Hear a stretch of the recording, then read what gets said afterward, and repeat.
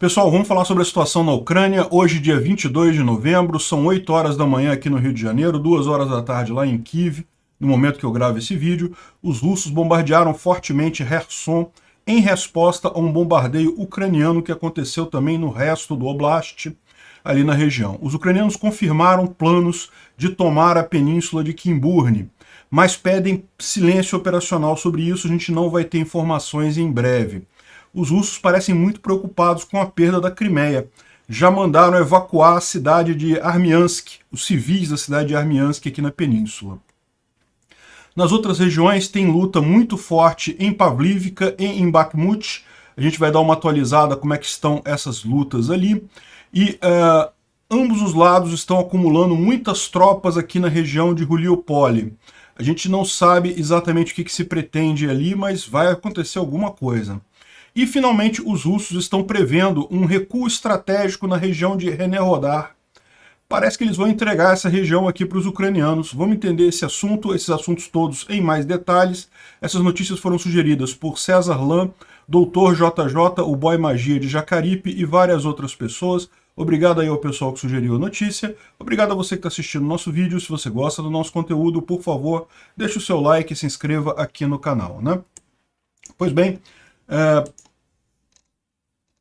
ontem os ucranianos fizeram uma ação muito forte de bombardeio em várias regiões aqui do Oblast de Kherson, na parte que ainda está ocupada pelos russos, e tem aqui algumas imagens dos incêndios e coisa e tal, atingindo principalmente postos de comando e controle, armamentos e agrupamentos de tropas.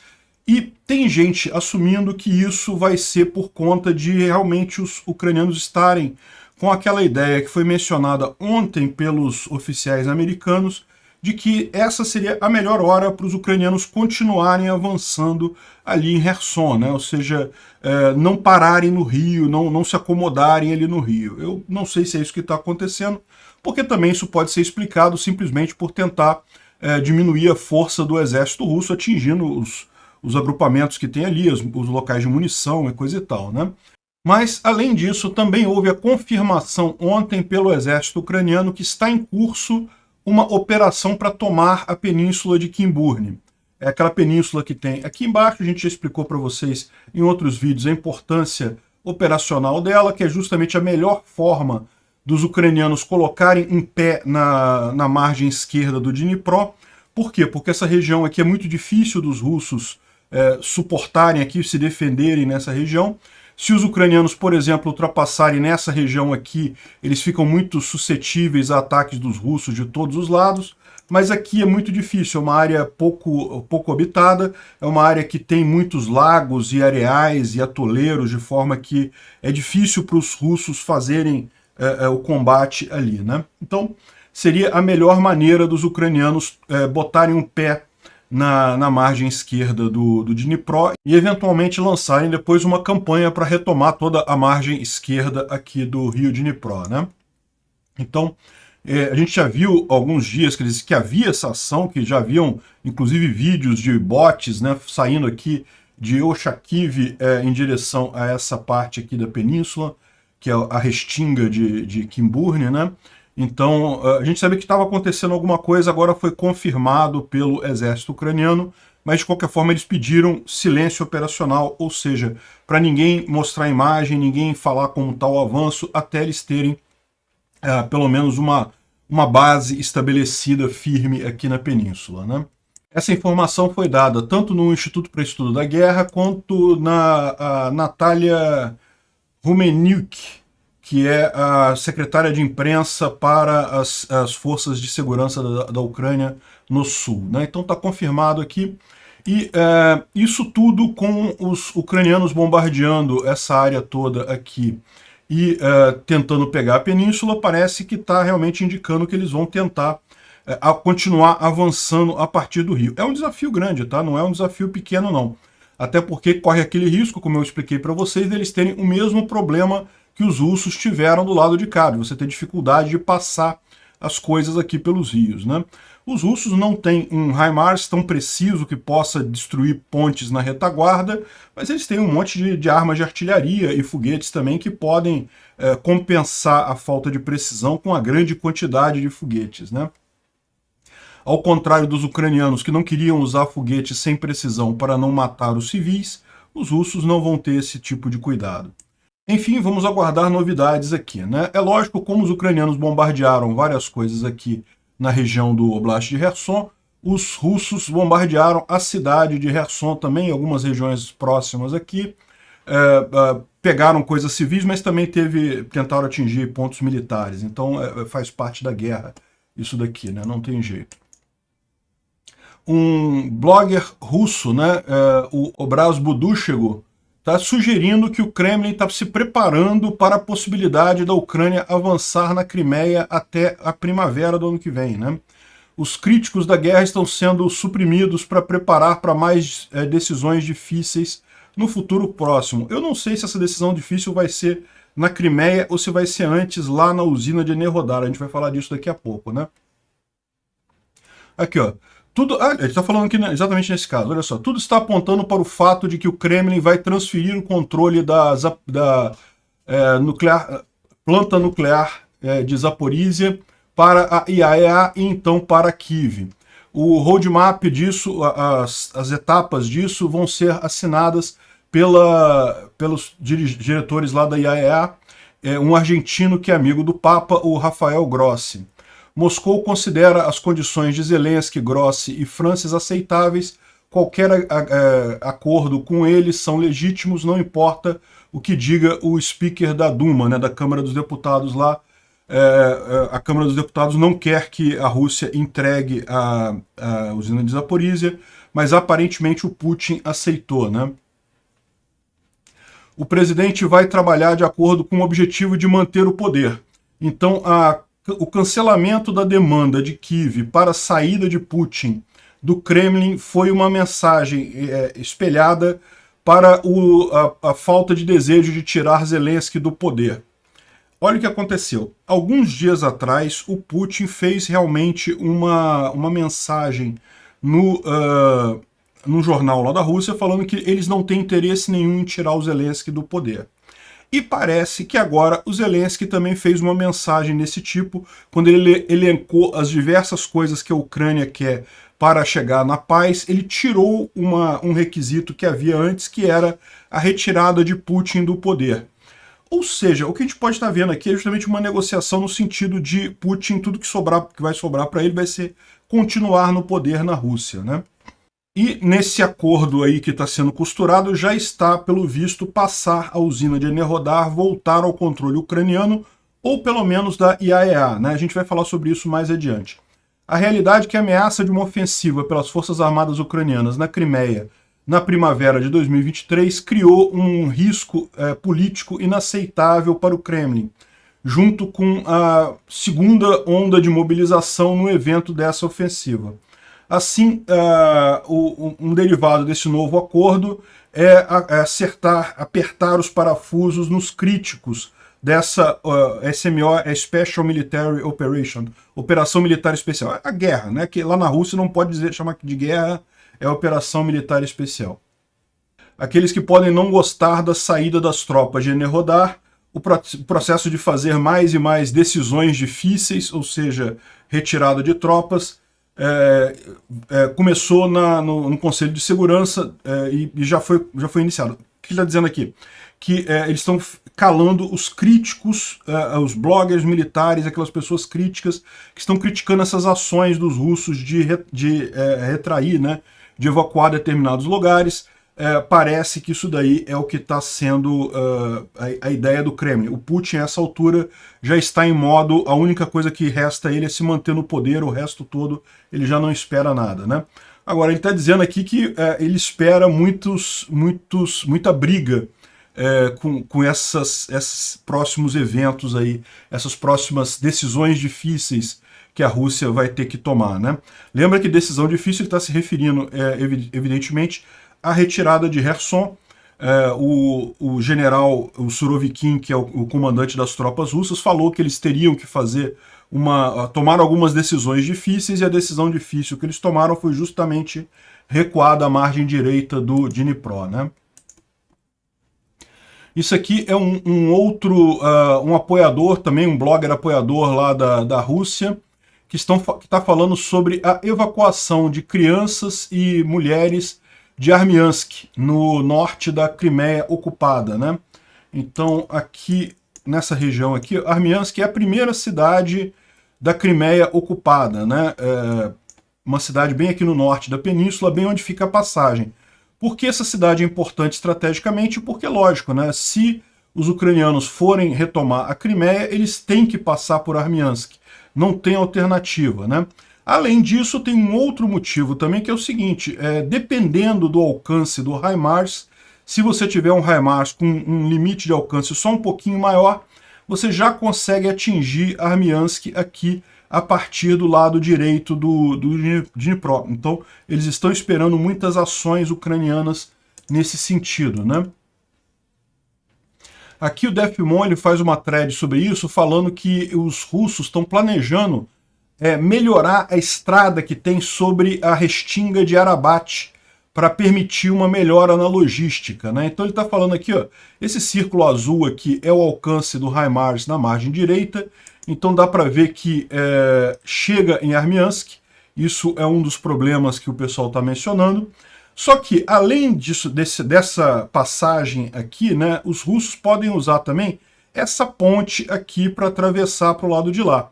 Então, ou seja, a Crimeia não estaria totalmente isolada. Aqui ela está isolada, porque aqui qualquer coisa que passar aqui, os ucranianos podem atingir com HIMARS. Mas, através dessa ponte aqui, eles ainda podem passar. Só que tem uma ponte. E lembra, os ucranianos têm conseguido fazer coisas para destruir pontes por aí. Não dá, em tese, para atingir com HIMARS. Ficaria mais longe do que o alcance do HIMARS. Mas talvez eles façam alguma operação especial, como fizeram na ponte da Crimeia, com caminhão e coisa e tal, para explodirem essa ponte. Talvez usem drones, enfim. É muito arriscado para os russos ficar só com essas duas coisas aqui de possibilidades de abastecer a Crimeia e o sul da Ucrânia, né? Então eles estão pensando, justamente os russos, está se discutindo isso em alguns Telegram russos, o uso dessa estrada aqui na chamada restinga de Arabat. Então, essa restinga que você tem neste cantinho aqui, tá vendo? É uma coisa bem fininha que tem aqui, mas ela é contínua. Você vai daqui até lá em cima. Aqui em Renichesk tem uma ponte, tá? Aqui em Renichesk você tem pontes aqui para chegar na cidade. Mas aqui já está mais longe do alcance do HIMARS, já está um pouco mais protegido, e são pontes curtas, né? Isso é uma outra coisa importante. Essa ponte aqui, ó, repara que é uma ponte relativamente longa, né? Então, é uma ponte que, em tese, é mais fácil de ser destruída e mais difícil de consertar. Essas pontes aqui são pontes bem curtinhas, atravessando braços de rio que tem aqui, né? Então parece que estão estudando isso, né? Ele tirou isso de um blogger russo, de um colaborador russo que está falando sobre isso, que estaria ajudando os russos a viabilizar isso daí, né? E aqui ele bota algumas imagens da região, dá para ver que é uma estrada de areia, né? Então é uma estrada que não é adequada para tráfego pesado, né? Não é uma coisa muito boa realmente, mas em tese é tudo terra, então dá para fazer toda essa reforçar essa infraestrutura e conseguir ali, né? E aqui tem essa aqui é a ponte grande, né? Aquela ponte que tem estrada ali. Então essa aqui é a única estrada que eles têm agora que não tem alcance do HIMARS, né? Mas ele sabe que pode estar, como ele fala aqui, está apenas um acidente de cigarro, né? De ficar normalmente impossível de ser usada, né? E mais uma vez fala sobre a necessidade dos ucranianos terem armas de alcance mais longo. Bom, vamos falar um pouco sobre Bakhmut, porque Bakhmut teve também muita novidade. Lógico, está tendo batalhas em todos esses lugares, mas a gente falou ontem que Bakhmut estava muito quente, né, a batalha lá nessa região. E está emergindo um padrão curioso, né, que o pessoal está comentando aqui, né? Os russos atacaram Bakhmut, falharam. Aí foram atrás, contornaram Bakhmut, falhou também. Atacaram Bakhmut, falharam. Contornaram Bakhmut. O que ele está dizendo aqui? Né? Ele está dizendo que tem realmente um padrão Aqui, os russos tentam atacar frontalmente Bakhmut, aí falham. Aí eles tentam vir aqui por baixo, por Opitne e Ivanhard, e aí tentam vir por aqui e não conseguem também. Aí depois vão pela frente também, aí depois tentam aqui por cima. E nada disso eles conseguem avançar. No final das contas, eventualmente avançam um pouquinho, mas logo em seguida são repelidos pelos russos, né? E acabam perdendo tudo que eles levantaram. Inclusive tem um vídeo muito interessante do Reporting from Ukraine, justamente sobre essa batalha em Bakhmut, e ele explica justamente isso, né?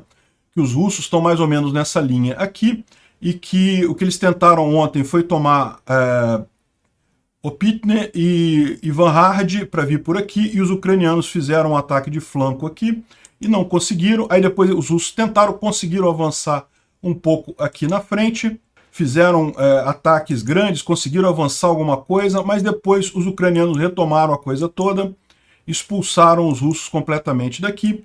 Então essa é a situação ali na região de Bakhmut.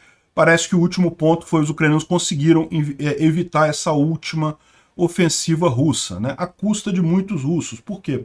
Os russos estão fazendo esse ataque daquela forma, botando os ex-presidiários que assinaram contratos com o grupo Wagner para ir na linha de frente. Então eles acabam morrendo em grandes quantidades, como a gente está mostrando, e aparentemente até aqui nada, né? Não conseguiram tomar a cidade até aqui. É verdade também, e ele deixa isso claro aqui, que a Ucrânia também está dando muito valor à cidade, tá? Ele explica aqui que a Ucrânia está com 4 brigadas inteiras aqui nessa região, ou seja, isso indica que, de fato, a Ucrânia não pretende ceder Bakhmut, embora não seja uma cidade absurdamente estratégica, é aquilo que a gente mencionou, né? Uma vez tomada aqui, muito provavelmente os russos conseguiriam novamente chegar próximos de Ampil, Liman, Kramatorsk, Sloviansk, então seria realmente algo complicado perder essa cidade, né? Aqui mostra a localidade de Soledar, que fica a norte de Bakhmut,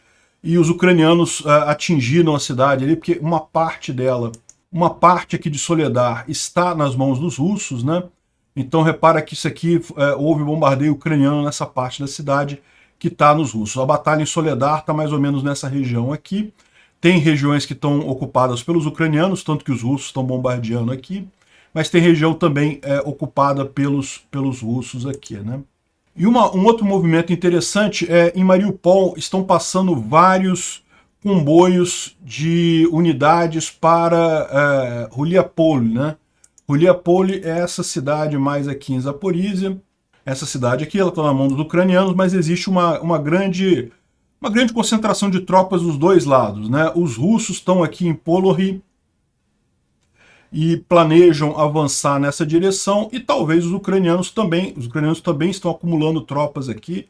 Pode ser que planejem também alguma ação nesse sentido, ou seja, apenas defesa para evitar o avanço russo, né? É possível imaginar que isso daí é a ideia justamente de usar essas tropas aqui da região de Kherson para segurar essa fronteira aqui, segurar essa linha de frente aqui em Zaporizhia, mas vamos ver, né? Porque é natural que os ucranianos devem, em algum momento, avançar aqui em Zaporizhia. A gente já falou sobre isso, muito provavelmente em direção a Melitopol, ou talvez em direção a Volnovakha e Mariupol em seguida, né? Que seria aqui um outro caminho que eles poderiam seguir, né? O Defmon ele fez também uma thread sumarizando a situação na linha de frente. Então ele começa aqui com alguns detalhes sobre bombardeios e coisa e tal, falando que as próximas semanas vai ser de muita chuva e neve, então não vai ser um tempo fácil lá para o pessoal que está ali na linha de frente. Na Ucrânia, muita chuva e muita neve, e certamente a chuva e a lama vão dificultar avanços em qualquer lugar, né? Ele fala aqui um pouco sobre isso. Esse aqui não tem nenhuma novidade, tá lá a gente falou sobre aquele pequeno avanço ucraniano lá na região de Luhansk, não tem nenhuma grande novidade aqui. Aqui ele está falando sobre Bakhmut. Agora, o interessante que ele fala aqui é de Pavlivka, né? Que Pavlivka ainda está na mão dos ucranianos, então é outro lugar em que tá havendo uma grande batalha entre ucranianos e russos, aqui em Pavlivka, Vuhledar, né? Como a gente falou, os ucranianos ainda têm uma parte da cidade, a outra parte está na mão dos russos, e está havendo muita batalha aqui, né? Já há vários dias isso, e ele complementa que a cidade está totalmente destruída, infelizmente isso é a realidade nesse tipo de situação, mas que ainda está na mão dos ucranianos, está virando um cemitério para russos ali na região, né?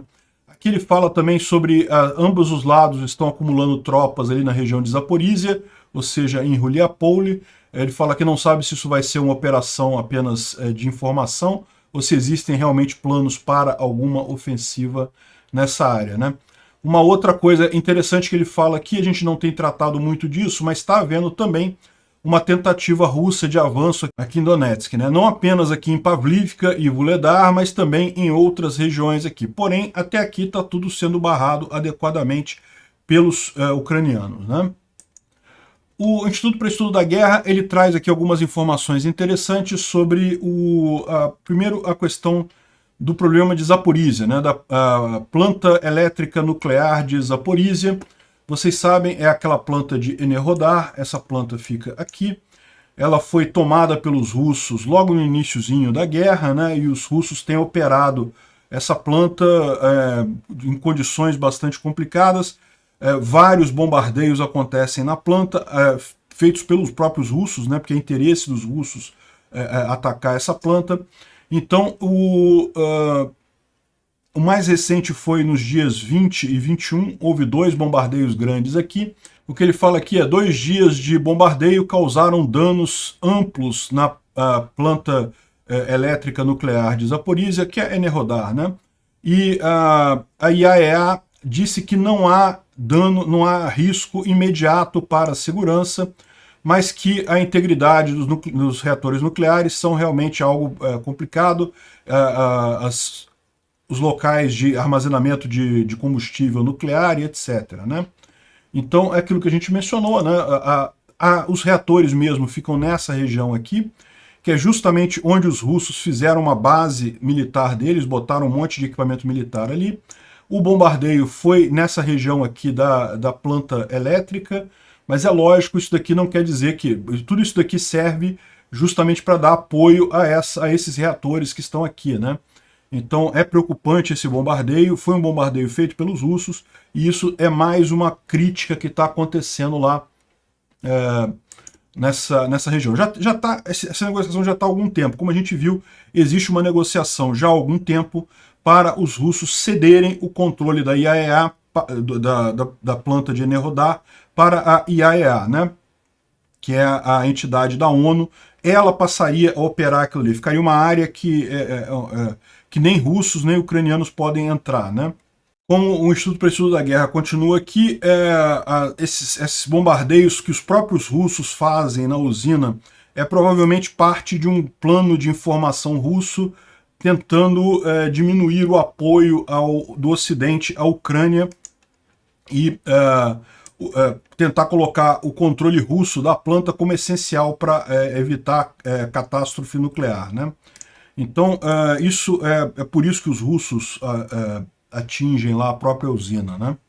Agora, os russos estão tentando aumentar o seu controle sobre o espaço de informação com as propagandas deles, isso é natural, sempre fizeram isso, mas os próprios bloggers militares russos dizem que isso parece um gatinho contra um rinoceronte, né? E comparado com think tanks estrangeiros e organizações não governamentais e mídia independente e outros bloggers do Ocidente, né? Ou seja, realmente é uma coisa curiosa a gente perceber com essa guerra o quão fraca é a capacidade russa de influenciar a mente das pessoas de fato, né? Eles achava-se que eles teriam uma capacidade enorme de construir narrativas e coisa e tal. Muita gente disse até que foram eles que fizeram Trump ser eleito nos Estados Unidos e coisa e tal, quando a gente percebe agora muito claramente que a capacidade deles de influir alguma coisa é mínima, né? Enfim, aqui está também aquela situação que a gente viu lá no reporte lá do blogger russo sobre o Kremlin está tentando controlar esses bloggers militares justamente porque ele sabe que vai ter que entregar a Enerhodar e com isso ele quer evitar muitas críticas, né? Há uma denúncia de que russos planejam fazer ataques de false flag, de bandeira falsa, em infraestrutura de Belarus, né? Para tentar pressionar Belarus a entrar na guerra com a Ucrânia, mas o Lukashenko não vai entrar, ele sabe que não ganha nada com isso, né? Ele fala aqui sobre a península de Kiburni, a gente já falou sobre isso, e também fala sobre aquele vídeo da pérfida dos soldados russos que se entregaram e coisa e tal. A gente vai falar mais um pouquinho sobre isso, está causando uma confusão enorme isso lá na Rússia, porque eles descobriram depois que aqueles caras ali foram abandonados por um batalhão inteiro fugiu, deixou só aqueles caras ali, por isso que eles se entregaram. Foram 12 russos se entregando para 4 ucranianos. E aí isso gerou um monte de crítica lá na Rússia, né? Mas por que eles se entregaram? Porque o batalhão inteiro abandonou eles ali, eles não tinham para onde ir, não tinham munição, não tinham nada. Bom, aqui só a notícia de que a IAEA disse que não encontrou dano crítico na planta nuclear de Zaporizhia, mas que desculpa, achei que fosse 20 e 21, na verdade foi 19 e 20 as datas do bombardeio que houve lá, né? Agora, aqui é mais um blogger russo falando justamente sobre essa hipótese aí que vai acontecer com Enerhodar, né? Tem a tradução aqui, ó. O blogger é o Roman Saponkov e tenho em mente que esse cara aqui é russo, tá? Então a notícia que ele vai botar aqui é no sentido russo, né? Então coloca aqui, ó. A situação na planta nuclear de Zaporizhia após considerados o bombardeio ucraniano numa linha crítica que poderia levar a um ataque, a um desastre completo ali. Então ele está falando como se o bombardeio fosse ucraniano, a gente sabe que não é, né? E a notícia número 2. Eu penso que a zona de segurança em torno da usina de Zaporizhia seria possível apenas ser aprovado por Washington. Isso foi uma afirmação feita pelo líder da Rosatom, que é a agência atômica russa. Ou seja, então ele conclui aqui, ou seja, isso parece que vai haver um novo gesto de boa vontade, está sendo preparado, né? O mais engraçado é que eu briguei com russofóbicos, né, com pessoas que são contra a Rússia, como o Bulba of the Thrones, que desde junho disse que tudo seria devolvido para a Ucrânia, inclusive a Crimeia, inclusive a rendição de Kherson. Eu considerei ele como sendo um maluco e um cara sem ideia, né? E agora, aparentemente, parece que de fato está se desenhando isso. A gente não sabe se vai acontecer, por hora são os russos suspeitando desse tipo de coisa, mas a gente sabe que tem várias coisas acontecendo ali, né? Lembra, alguns dias atrás a gente noticiou que eles evacuaram também a cidade de Enerhodar, né? Essa cidade aqui, que é onde moram as pessoas que trabalham na planta e dão suporte à planta, os civis e os russos que estavam nessa região já foram evacuados, e o prefeito entre aspas, né, porque não foi eleito, é um prefeito que foi colocado lá pelos russos, também foi destituído do comando dele, né? Então, assim, parece que existe de fato a chance de dos russos entregarem isso daqui para a IAEA, né? Eu não imagino que vão entregar para a Ucrânia, mas entregar para a IAEA, para a ONU, né? A ONU ficaria responsável pela usina e ponto final, né? E esse monte de entregas que os russos estão fazendo está deixando realmente o pessoal lá com uma visão meio pessimista da coisa, né? Então, por exemplo, aqui, como diz o Dmitriev, que é ligado ao Raibar, ele está falando aqui justamente da questão da propaganda russa, né, da informação russa, está se mostrando incapaz de mudar alguma coisa, né? A ideia do rinoceronte contra um gatinho, não está conseguindo fazer nada, na verdade. E ele chega à conclusão correta aqui, que o grande problema dessa história toda, por que a informação russa não está conseguindo mudar a cabeça das pessoas, principalmente porque ela está se chocando com a realidade. A realidade é muito diferente do que a propaganda está falando, né? Então ele fala aqui, olha só, o 2022 claramente mostrou que o problema não é propaganda, ideologia, soft power. É o fato de que realmente não tem nada para promover. A estrutura de gestão que a Federação Russa pode dizer é morta, né? e até os seus mais duros suportadores, né, apoiadores, demandam que ela seja alterada. Então mesmo o pessoal na Rússia, quando olha para a Rússia, percebe que a Rússia não está funcionando, né?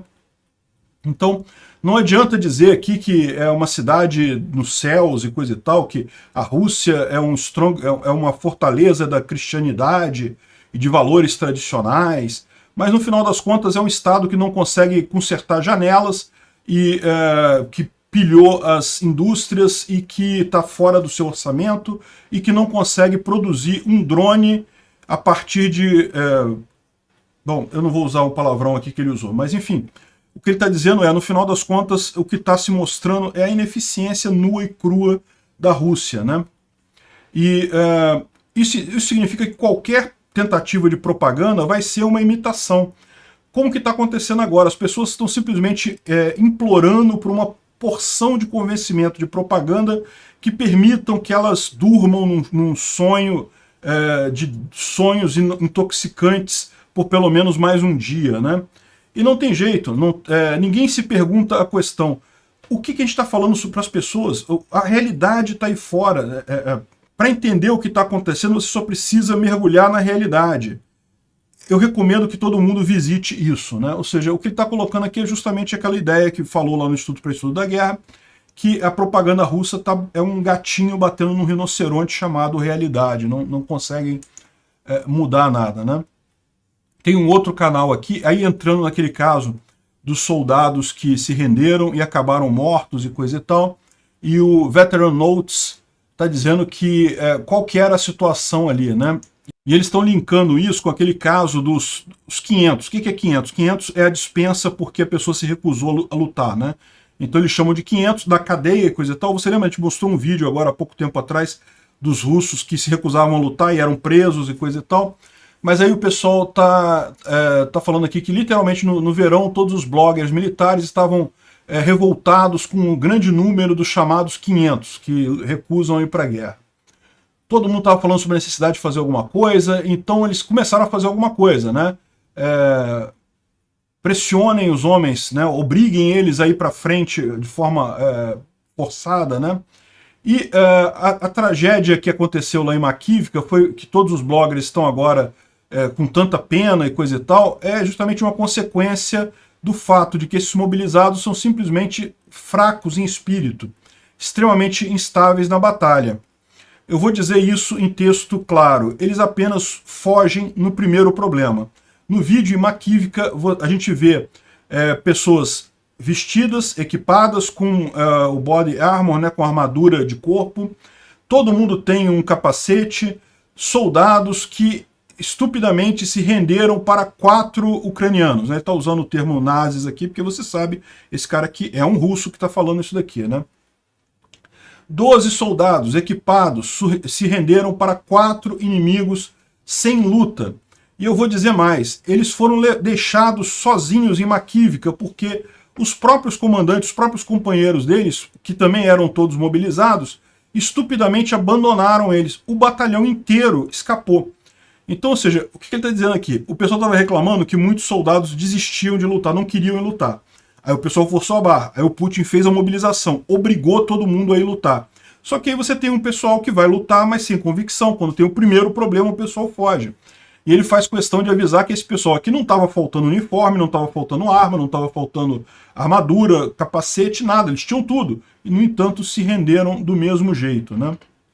Aqui uma outra crítica muito forte aos mobilizados, né? O cara está falando aqui sobre o vídeo lá de Makivka, né, da perfídia, e também a detenção de 2 mobilizados. Qualquer pessoa tem o direito moral de ficar com medo e se recusar a lutar e a se render.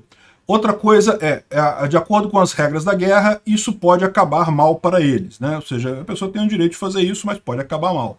Ele está colocando os dois casos como iguais, né? Ou seja, tanto um aviso para o pessoal que tenta se render, porque pode se render e acabar mal para eles, e também para o pessoal que se recusa a lutar e pode ser preso lá na Rússia, né? Aliás, só para fazer um parênteses aqui, tem gente dizendo que, na verdade, não foram os ucranianos que teriam matado os prisioneiros de guerra russos, mas seriam os próprios russos, para justamente fazer essa propaganda de que, olha só, se você se entregar para os ucranianos, você pode ser morto e coisa e tal. Não sei, né? Me parece pouco provável, mas enfim. Eu vou dar um exemplo de por que eu não simpatizo muito com os mobilizados, né? Depois que a gente deixou a margem direita lá do Dnipro, lá em Kherson, né? Ficamos em numa localização ali próxima e os Mobiks, os mobilizados, ficaram próximos a gente. Unidade formada completamente do zero, com um oficial mobilizado no comando. Eu comecei a ver que isso não ia terminar bem quando eles minaram tudo no entorno deles com fios de armadilha, né?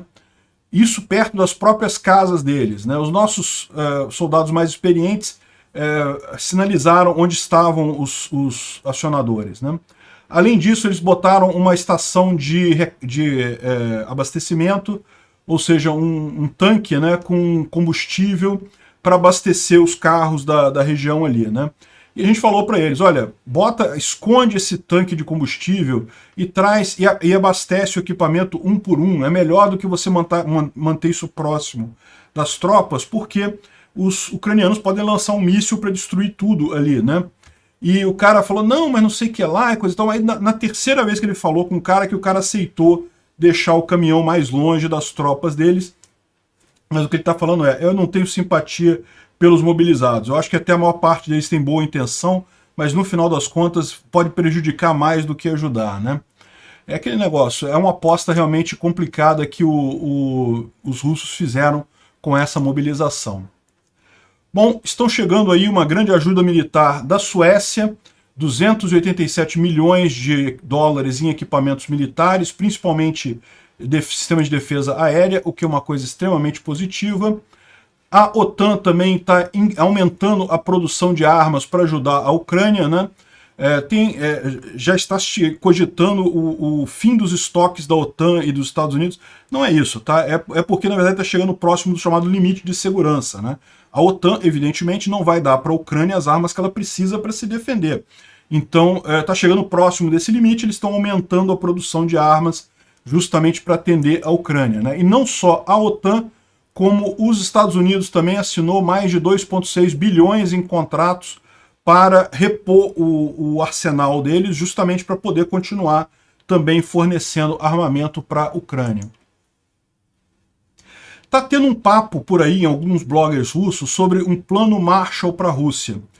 Repara, já está se falando abertamente em a Rússia ceder de volta todos os territórios para a Ucrânia, com a garantia apenas que o Putin vai ficar no poder, e haveria um plano Marshall para a Rússia. Um plano Marshall é um plano de reconstrução, como houve para a reconstrução da Europa após a Segunda Grande Guerra.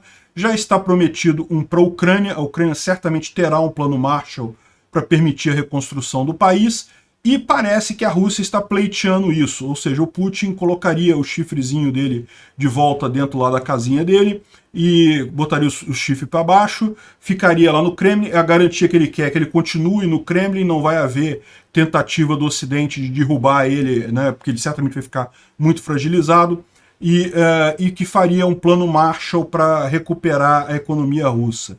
Eu não sei se isso tem alguma coisa de válido, mas desde que isso encerre a guerra e a Rússia pague as devidas compensações, eu acho justo. Acho injusto esse negócio de plano Marshall para a Rússia, acho que não deve ter mesmo não. E bom, uma última notícia, os russos foram acusados aqui pelo The Guardian de queimar corpos de soldados russos no lixão de Kherson.